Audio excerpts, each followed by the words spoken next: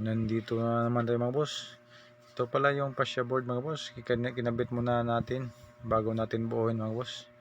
Ito yung sa bandang ibaba ng hanging cabinet, yung kumbaga mga boss, ito yung base nya sa ilalim. Ito yung tamang diskarte mga boss. Pag kinabit muna natin, ito yung tama kaysa buuin natin bago natin ikabit. Medyo mahirapan tayo mga boss kasi mabigat na yung hanging cabinet, pabali-bali ng pagbuhat. Kasi ito yung may kanto mga boss, yung may shelf, yung may pakpak. Kailangan i-bali-bali yung cabinet para pag layout din, lagyan ng pako, buhat na naman, bali, lagyan ng pako. Medyo mahirap tayo mga boss kasi mabigat na ito. Pag mabuo na ito lahat mga boss, medyo mabigat na, mahirapan tayo mga boss kasi mahaba itong cabinet. Ito mga boss, paglagay natin ng pako mga boss, ginamitan natin ng barina kasi matigas itong kahoy mga boss, at saka andali mabiyak. Para sigurado tayo, gamitan natin ng barina. Yung ginamit natin barina mga boss, yung bit niya maliit sa nilagay natin pako mga boss. Dinita mga boss, itong pag layout natin mga boss, ito yung 45. Kailangan hindi natin i-45 muna, ikabit muna natin bago natin lalagyan. Kasi mahirapan tayo sa pagkansya mga boss, kasi mahaba ito. Paglagay natin sa fascia board mga boss, hindi natin makikita, mahirapan tayo. Ito yung diskarte mga boss, ikabit muna bago natin lalagyan. Ito mga boss, meron itong layout mga boss, hindi tayo mahirapan sa pag 45. Ito mga boss, kailangan natin lang lagarin, putulin natin para malandi natin mga boss. Ito yung mga boss, gamitan natin yung eskwela para malagyan natin ng marking. Kasi hindi natin masigurado mga boss kung hindi natin lagyan ng eskwela kasi nakadikit sa 45. Kailangan siya magkalayo para malagyan natin ng marking.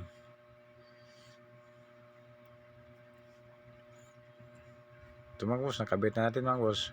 Gaya na nauna mga boss, gamitan natin ng eskwela para kung paglandi natin mga boss, hindi siya mahirapan tayo pag walang malayong marking. Kailangan ng malayong marking para maka-marking tayo ng molding. Ito mga boss, kailangan natin gamitan barina kasi mahirapan tayo sa paglagay ng pako. Matigas ito, parang mabaluktot lang ang pako mga boss, then mandali mabiyak. Ito mga boss, nakabitan natin. Then ang susunod mga boss, ito yung shelf niya mga boss, sa may kanto mga boss. Ito yung nauna mga boss, mumuo natin yung maliit. Ito yung may pakpak na parang shelf mga boss. Ito yung pangkanto para magandang tignan mga boss. Yung kanto, mayroon siyang pangpatay ng kanto. Mayroon siyang shelf sa gilid-gilid. Ito mga boss, ito yung diskarte mga boss. Kumbaga mga boss, yung DIY. Bago natin buuin mga boss, unahin natin itong mga shelf niya. Yung nasa loob ng mga vertical at saka shelf. Bago natin buuin mga boss. Ito yung unahin sa pagbuo mga boss sa mga baguhan dyan. Kung anong unahin sa pagbubuo. Ito mga shelf mga boss para di kayo mahirapan. Tapos nag-iisa lang tayong magbubuo nito mga boss. Ito yung DIY mga boss, nag-iisa lang tayo, do it yourself.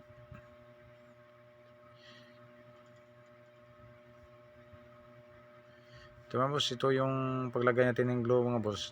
Tapos ang lagyan natin ng pako mga boss, dito lang sa may likuran. Ito mga boss, sa Bisaya mga boss, nakasibit lang yung pako. Hindi naman ito gumagalaw mga boss kasi nakalamano. Ito yung tamang diskarte mga boss sa mga shelf. Hindi putol yung shelf mo mga boss, hindi putol yung vertical mo. Kailangan lahat sila mga boss, buo sila. Ginamitan mo lang ng DIY para maging ganon, maglamano. Para ito yung mga DIY mga boss nga pang matagalan at saka pulido mga boss, at saka matibay, hindi putol yung mga shield mga boss. Din ito mga boss, ito yung bandang pader niya mga boss, sa bandang likuran mga boss. Sa shield niya kailangan 3/4 ang ilagay natin kasi makikita ito mga boss sa gilid. Kailangan nating gamitan ng bar clamp mga boss. Meron tayong maliit nga bar clamp para sigurado tayong madikit at saka hindi na tayo maghahawak. Ito mga boss, meron naman tayong marking sa ilalim. Ang dali lang mga boss. Meron ka ng basihan, hindi mo kailangan nito mga boss, layout mo na bago natin ikabit. Meron na ng marking para hindi tayo mahirapan.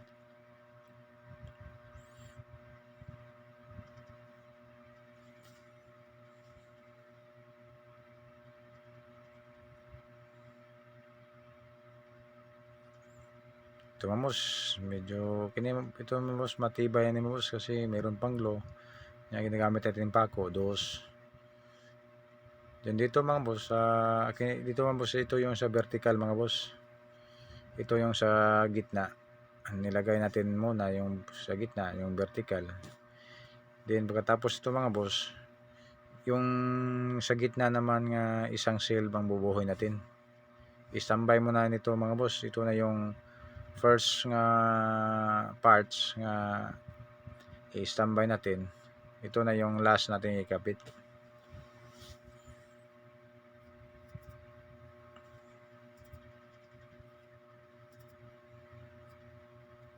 Din ito mga boss, ito yung nasa gitna mga boss. Isa lang yung shield mga boss. Yung sa gilid mga boss, sa dalawang gilid, yung shield niya dalawa. Ito mga boss, isa lang yung shield niya. Ito yung mga gamit sa mga kusina mga boss. Kung yung height niyang mahaba, dito ilalagay. Yung mga gamit sa mga kusina mga boss nga medyo maliit, doon sa gilid. Ito mga boss, pag matapos itong buuhin mga boss, meron ba siyang maliit nga lalagyan ng mga baso sa ilalim. Kumbaga mga boss, open lang siya sa ilalim, mayroon siyang maliit. Pagkatapos ito mga boss, makita nyo mga boss kung anong design ito. Then ito mga boss, ito yung siding niya mga boss. Itong kinakabit natin, ito yung siding sa dugtungan. Ito yung diskarte mga boss. Ito na ang last natin na parts nga ikakabit. Then pagkatapos mga boss, buuin na natin yung mahabang kabinet. Ito lang yung tamang diskarte mga boss. Buuin natin muna yung mga shield sa mga sinabi ko mga boss. Pabalik-balik lang kung sinabi mga boss, dahil gusto kong matutunan sa iba kung paano bumuo ng hanging cabinet nga nag-iisa. Yung diskarte natin mga boss, hindi gaya ng iba nakikita ko mga boss, unahin nila yung frame, tapos magsukat sila sa mga shield, tapos mag-cutting sila, kabit, then sukat na naman, kabit.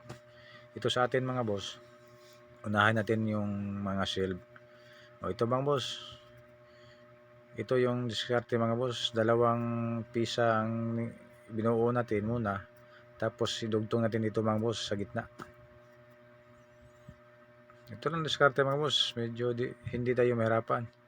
Dito lang yung medyo mahirap mga boss, dinugtong natin. Ito yung sinasabi ko mga boss, kung ganun unahin natin yung frame sa labas, yung pagtrabaho natin ganito tayo magpako, maglagay ng pako, basta unahin mo yung mga siding at saka yung frame mga boss. Ganito ang sitwasyon sa paglagay ng pako, medyo mahirap. Hindi kagaya sa ginawa natin mga boss na una yung mga shield, ang dali lang mga boss. Dito lang tayo nahirapan sa paglagay ng pako. Kasi ang mga marking mga boss, yung mga marking natin medyo mahirap, hindi makikita, at saka kailangan pang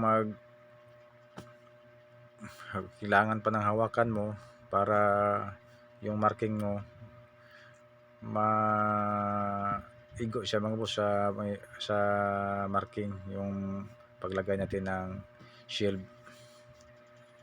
Ito yung sinasabi ko mga boss, medyo mahirap kung unahin mong ang mga frame at saka panglabas na hanging cabinet, tapos mga shield magsusunod ni mong gawain.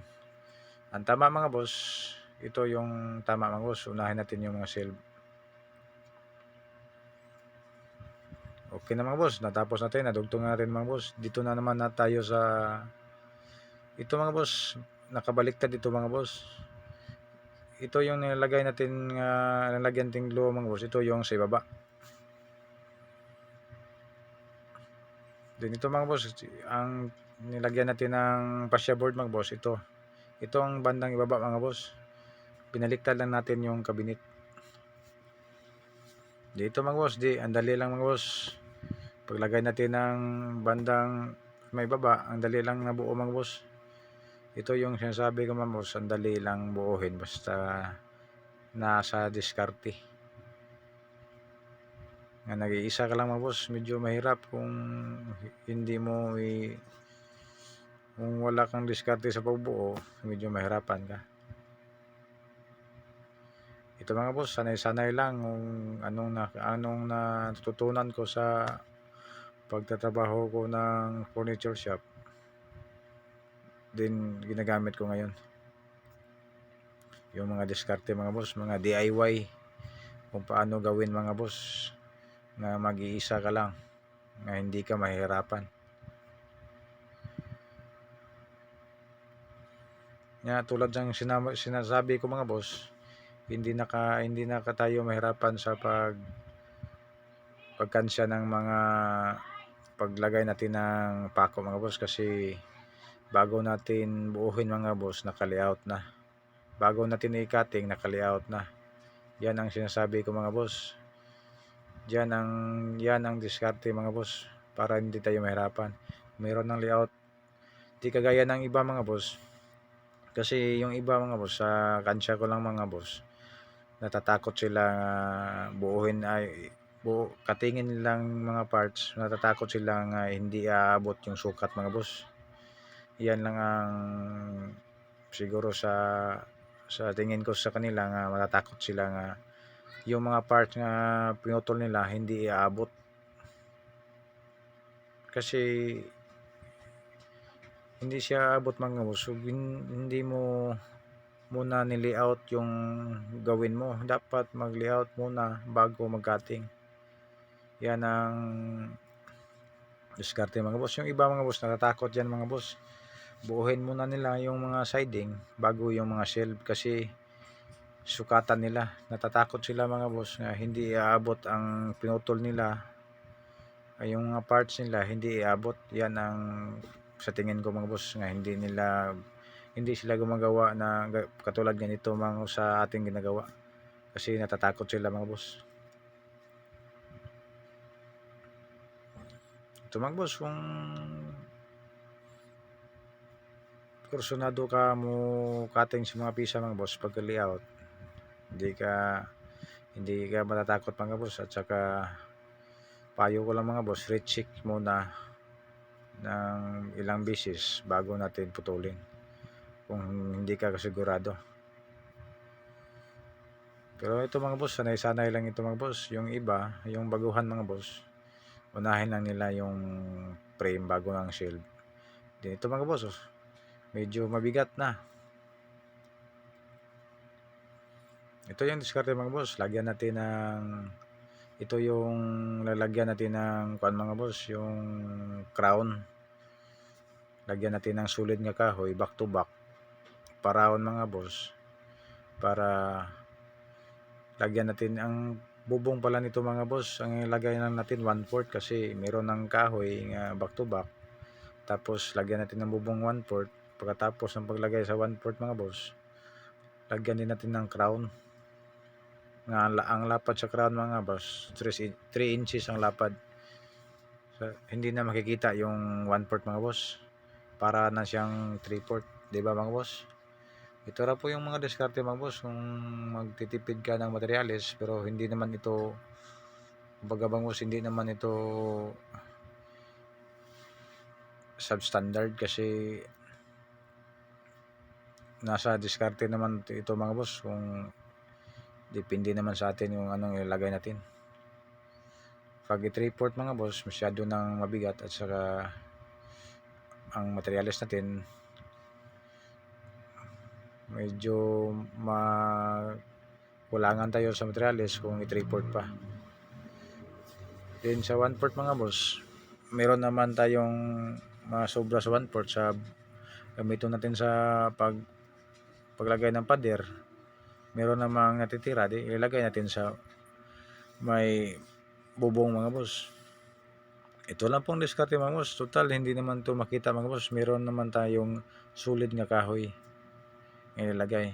Ito pa lang nilalagay natin kahoy mga boss. Ito yung DIY natin mga boss, yung baluktot nga kahoy na naging natuwid. Ito yung ang ginagamit natin mga boss. Ito yung diskarte mga boss nga naabot na siya sa tamang sukat nga 2 inches and 1/8. Ito yung ginagawa natin ng pinilayan natin para aabot. Ito mga boss, back to back yung ikuhanan natin ng kahoy mga boss, ikuhanan natin ng 1/4, tapos ikuhanan din natin ng frame para hull off siya mga boss, hindi siya gagalaw kasi nakalubong siya mga boss, back to back. Ito lang pong diskarte mga boss, yung matibay, hindi nga iisa lang yung kuhanan kukuhanan natin, yung solid nga kahoy hindi natin kukuhanan. Dapat back to back siyang kuhanan mong frame mo at kuhanan mo yung kahoy mong gigamit mga boss. Tapos mga boss, lagyan natin ng pako at saka glue. Pagsukat pala nito mga boss, hindi na kailangan natin sukatin mga boss.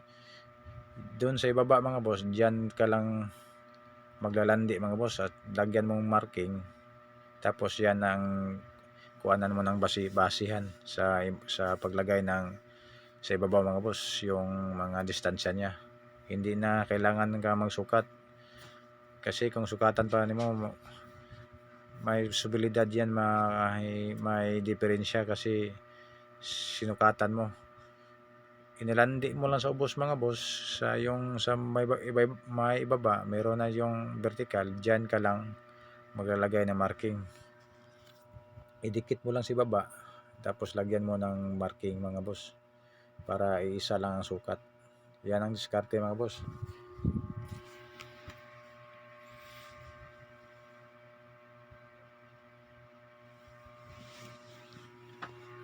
Ito mga boss, nilagyan natin ng barina naman kasi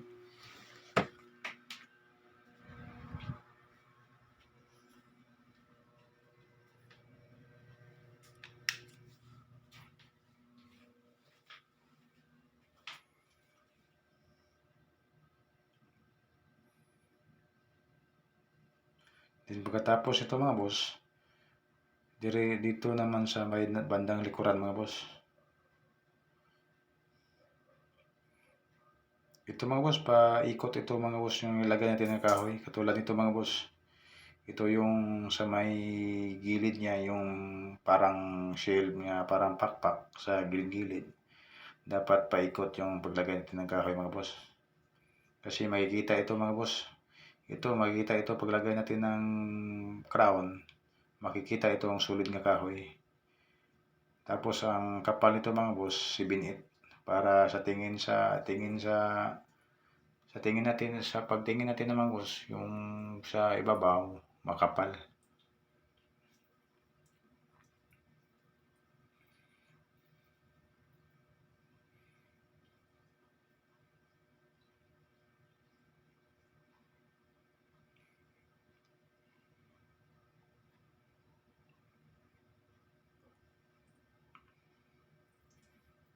Ito mga boss, sa Bisaya pa mga boss, kinit siya muray ka ng kuti. Medyo mahirap gawin mga boss itong pa-curve nga gilid-gilid.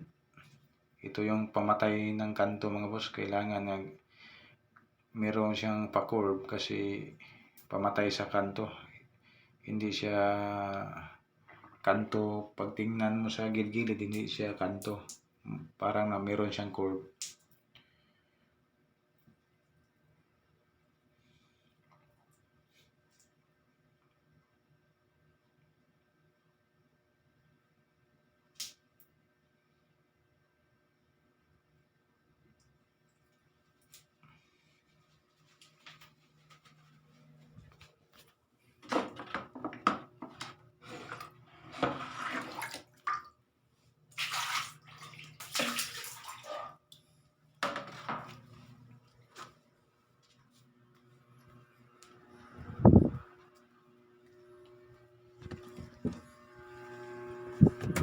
Ito mga boss, ginamitan natin ng grinder liliha mga boss para yung merong nakabukol at saka merong mahabang pag urabis natin malilinis.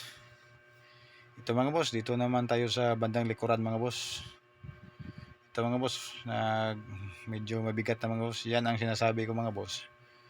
Kung buuhin natin bago natin kinabit yung fascia board mga boss, medyo mahirap mga boss. Makikita nyo naman nga yung pagbuhat natin medyo mabigat na. Ito lang pong diskarte mga boss. Ito pinakita ko lang mga boss. Medyo mataas ito nga video mga boss, medyo mataas. Pero inedit ko mga boss kasi hindi ako maka-upload ng mahabang video. Ito na mga boss, ang kulang ito mga boss, yung may bubong at saka yung pader niya mga boss.